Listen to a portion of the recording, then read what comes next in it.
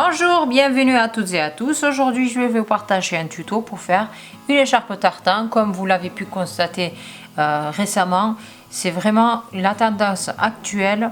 Donc, les semaines qui sont passées, voire le mois qui est passé, on a vu partout donc ce genre de tissage, donc le tartan. J'ai fait une écharpe avec les couleurs qui me plaisaient, aux dimensions que je souhaitais et j'en ai profité pour vous faire une vidéo.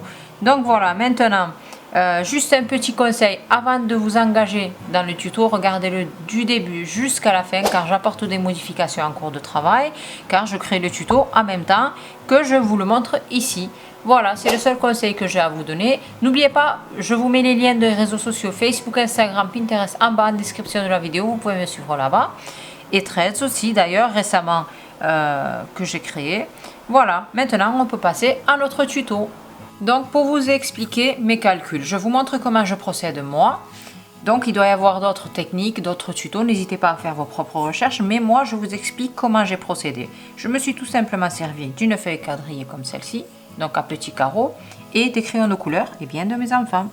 Je pars sur un nombre de rangées pair, donc 2, 4, 6, 8, 10, 12, 14, 16, 18, 20, 22.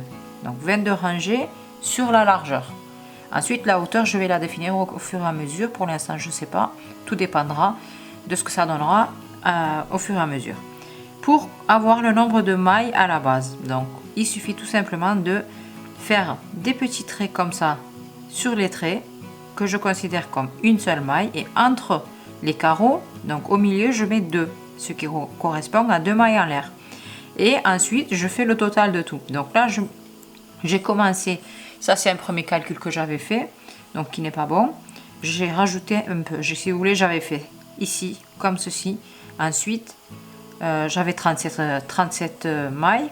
Ensuite, je trouvais que ça faisait un peu étroit, donc je suis venue ajouter 5 ici et 5 ici. Ce qui m'a donné donc 67. Je prends 1 plus 1 plus 1 plus 1 jusqu'à la fin pour ici les brides, donc on va venir faire. Et ensuite, je fais 2 plus 2 plus 2 ici. Les 2 mailles en l'air qu'on va crocheter entre les brides et je fais la somme. Donc j'avais 23 brides pour ici, 23 mailles pour les brides plus 44 pour ce qui est des mailles entre les autres. J'espère que mes explications sont claires. N'hésitez pas à me mettre en commentaire vos questions éventuellement. Donc j'ai fait la somme, j'en suis à 67 mailles en l'air. Je vais démarrer comme ça. Au fur et à mesure de l'avancement, je vais alterner avec les couleurs que j'ai choisies. Donc j'ai choisi du turquoise, de l'anthracite, j'ai tracé au noir pour pouvoir bien voir, et du gris clair avec du rose bien entendu. Donc je vais faire 3 rangées d'anthracite. Le bleu me servira de petite veinure ici que je viendrai ensuite enfiler. Donc ça, j'ai colorié à l'intérieur ici les fils que je vais venir enfiler une fois avoir terminé l'écharpe. Et en haut, ici, donc les brides, ici, les traits représentent les brides, la couleur des brides. Bien entendu, il y a aussi les mailles qui sont là, que j'ai pas tracées. Mais ça va de soi, donc on le devine. Donc, je vais continuer. Et au fur et à mesure, je vais tout simplement, une fois arrivé ici, au gris ici, je vais reprendre au début, je pense. Donc, n'hésitez pas à regarder jusqu'à la fin de la vidéo de ce que je vais faire car je vais créer le tuto en même temps que je vais vous le montrer. Voilà, j'ai essayé de vous expliquer comment je calcule, comment je conçois. Maintenant, on passe au concret. On va commencer à crocheter notre écharpe. On commence par faire un nœud. Donc, j'ai choisi un crochet 3,5 mm pour un fil classique.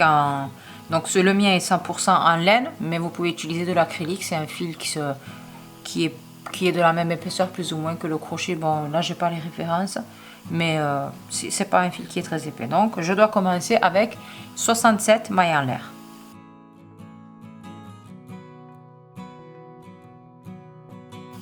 Donc à la fin des 67 mailles en l'air, bon là je vais en faire une supplémentaire au cas où, si j'en ai oublié une, au cas où. Une fois arrivé ici, donc n'oubliez pas qu'ici ça doit être le début donc de votre écharpe. À partir d'ici, je fais attention, je dois laisser 2 mailles et piquer sur la troisième. Et celle du bord aussi, on ne la comptabilise pas. n'hésitez pas à mettre un marqueur si vous avez du mal. Donc celle-ci, on ne crochettera pas dessus, on laissera 2 mailles en l'air ici, on viendra sur la 4e maille se trouvant là. Donc je vous montre de suite, et pour pouvoir faire l'angle ici pour tourner, je viens faire 1, 2, 3, 4, 5 et 6 mailles en l'air. Donc j'avais marqué ici, vous pouvez compter en arrière, 1, 2, 3, 4, 5, 6, donc je laisse celle-ci, celle qui est du bord, je laisse les deux du milieu et je viens ici. Je fais ma première bride. Je vais prendre les 2 brins d'émail pour pas former de gros trous. Et je fais une bride. Donc là, ça sera le bord, comme ceci. Bon, ça sera bien carré après. Maintenant, 2 mailles en l'air, un jeté, je laisse 2 mailles ici et je viens sur la 3e maille. Je refais une bride. 2 mailles en l'air, je laisse 2 mailles, je viens sur la 3e et une bride, et ainsi de suite maintenant jusqu'à la fin de la rangée. Donc normalement, si mes calculs sont bons et que je ne me trompe pas, je dois obtenir le même nombre de... Donc 1, 2, 3, 4 carrés, 1, 2, 3, etc.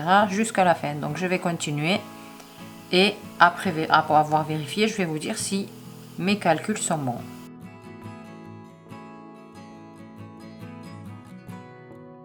Donc mes calculs sont bien bons, j'ai obtenu donc 22 rangées comme prévu ici sur mon dessin. Maintenant je vais continuer, 6 mailles en l'air, un jeté et je tourne. Je viens piquer sur la bride, la dernière bride que j'ai fait, et je refais une bride, 2 mailles en l'air, bride sur bride. Après la procédure va être très facile. Hop, 2 mailles en l'air, bride sur bride. Donc je vais continuer ainsi jusqu'à la fin de la rangée. Une fois arrivé ici, je vais vous montrer comment je vais faire pour piquer à l'angle là. Et ensuite, eh bien, je vais tout simplement continuer de crocheter. Je vous montrerai peut-être le changement de couleur. Donc je vais jusqu'à la fin de la rangée, je vous reprends. En fin de rangée, donc déjà, si ça tourne comme ça, c'est normal. C'est parce qu'on va crocheter en aller en retour, donc ne vous inquiétez pas.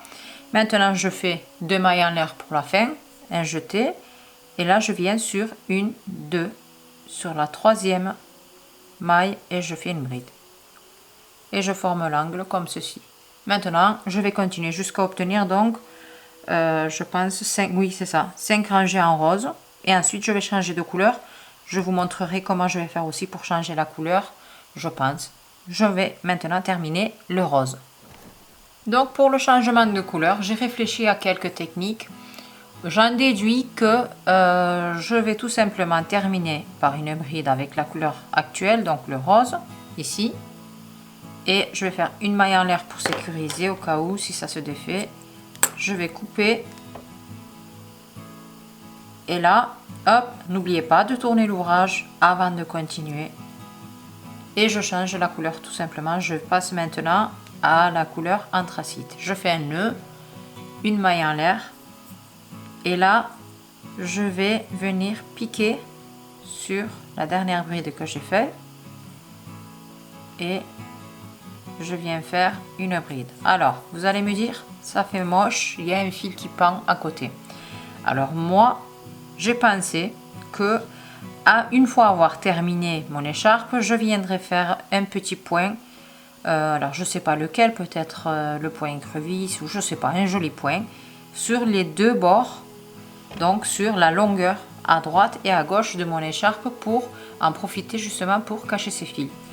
J'ai eu cette idée, alors je sais pas ce que vous en pensez, n'hésitez pas à me le faire savoir en commentaire. Maintenant je fais donc 2 mailles en l'air. Je continue comme si c'était le rose, donc tout simplement exactement la même technique. 2 mailles en l'air, une bride sur la bride, 2 mailles en l'air, une bride sur bride, etc. Donc je vais faire maintenant, si je suis l'ordre de mon schéma, désolé pour mon talent de dessinatrice. Donc 3 rangées anthracite, 2 bleus, 3 anthracite de nouveau pour terminer ici cette série. Donc je repars sur 5 roses, ensuite 3 3 gris, donc 2 bleus, donc 2 turquoise pour refaire ma petite bande ici, pour ajouter un peu de couleur. 3 gris et ensuite 5 roses comme ici de nouveau et ainsi de suite. Voilà, donc je vais tout simplement continuer. Vous pouvez très bien le faire de couleur unie comme je vous l'ai dit en début de vidéo, je vous le répète une fois. Si vous ne voulez pas vraiment vous tracasser, il suffit de crocheter tout simplement la grille en une seule couleur et ensuite vous dessinez vos petites vos couleurs que vous voulez enfiler dessus, donc les bandes en couleur, et hop, ensuite vous enfilez les couleurs, comme ça c'est fait. Mais bon, moi je trouve que j'ai vu sur internet certaines personnes qui ont fait de cette manière, donc en alternant et de manière horizontale et de manière verticale les couleurs, ça fait très joli. On va voir si le résultat sera à la hauteur de mes attentes. Donc je vais maintenant, je vous en dis pas plus, je continue jusqu'à obtenir la longueur souhaitée. Je vais vous donner les dimensions une fois avoir terminé mon écharpe dans quelques instants. Alors j'ai terminé mon écharpe, tout ce qui est partie crochet c'est fini. Alors j'ai fait quelques modifications au niveau des couleurs. Donc j'ai juste utilisé ici sur les deux bouts de mon écharpe, sur les extrémités, les changements de couleur. Sur la partie centrale, je l'ai faite totalement en rose. Je pense que, j'ai trouvé ça beaucoup plus harmonieux. Après, vous pouvez faire de couleurs unies partout, ou voilà, vous pouvez organiser comme vous voulez. En termes de dimension, j'ai eu 175 cm de longueur et environ 20 cm de largeur ici. Donc 175 ici. Pour ce qui est maintenant, comme je vous ai dit, de la partie crochet, on a terminé. On passe maintenant à l'étape de, bon, je vais appeler ça coloriage, rembourrage, comme vous voulez. Alors moi, par rapport à l'épaisseur de mon fil, je vais utiliser 4 brins de fil avec une aiguille comme celle-ci, une grosse aiguille, pour enfiler tout simplement mes fils ici verticalement sur la longueur, comme ceci. Voilà, donc on va aller sur la longueur. Je vais suivre mon schéma. Donc voilà, j'ai bien noté mes dimensions ici. Pour suivre le schéma, donc je vais faire 2 colonnes roses.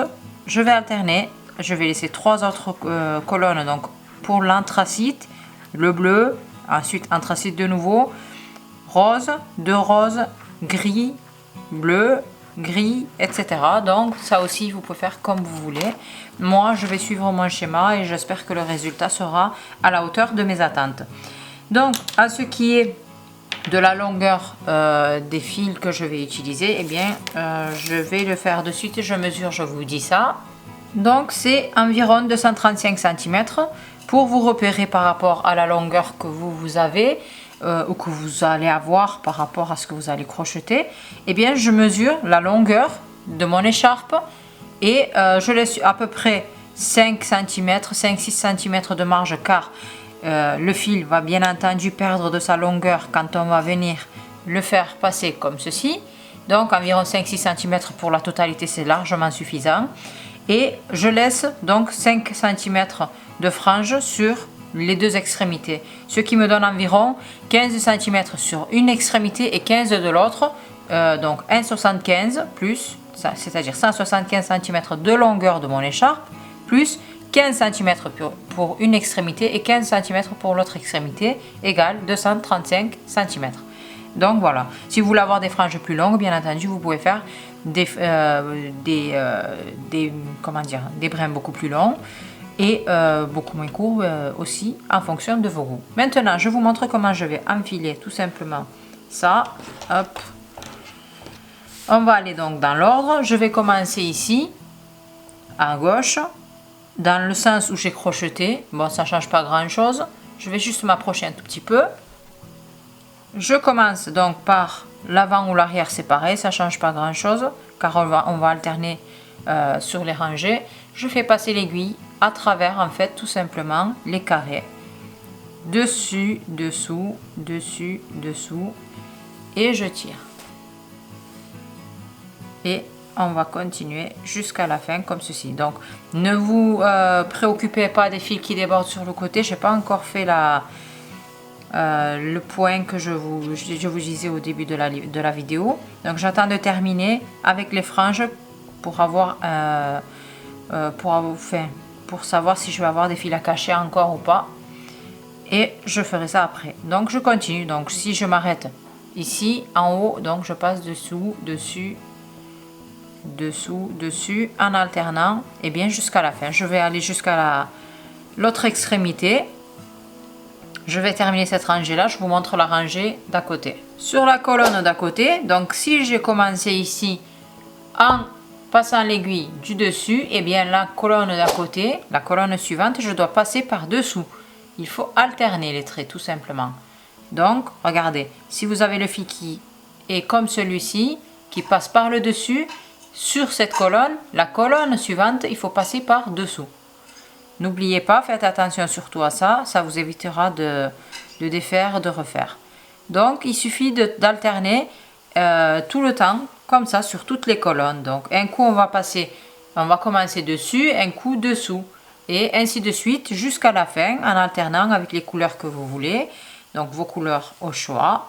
On va terminer donc le tissage comme celui-ci. Et ensuite on passera à l'étape suivante. Je vais tout simplement les nouer ou peut-être que je ferai autre chose. Je ne sais pas, je n'ai pas décidé pour le moment. On termine le tissage, on se retrouve juste après. Donc voilà, le tissage terminé. Je n'ai pas encore coupé les franges, donc c'est normal. Avant de les couper et de les nouer entre elles, les franges, donc j'ai décidé en fait tout simplement de faire le point dont je vous parlais sur les côtés, et je vais en profiter aussi pour faire le même point sur les extrémités aussi. Pourquoi? Et bien pour apporter un peu plus de fermeté, pour que ça soit bien carré, bien droit. Donc sur les quatre côtés de mon écharpe comme celle-ci. Donc voici l'autre extrémité ici, voilà. Hop. Je vais venir faire un point. Donc je vais juste m'approcher un tout petit peu pour vous montrer de plus près. Avec mon fil, je viens laisser environ une longueur de 15 cm égale à la longueur de la frange. Pourquoi? Tout simplement, je vais vous montrer de suite. Donc je laisse une longueur, je fais un nœud, c'est pas grave si c'est un peu long. Et là, j'utilise la même couleur que la première frange qui se trouve sur le côté. Pourquoi? Eh bien tout simplement parce que je vais venir faire ma première maille serrée ici à l'angle, dans la maille. Et ce fil là, je vais le nouer avec les franges. Donc ça me permettra d'éviter des retouches, donc de cacher le fil.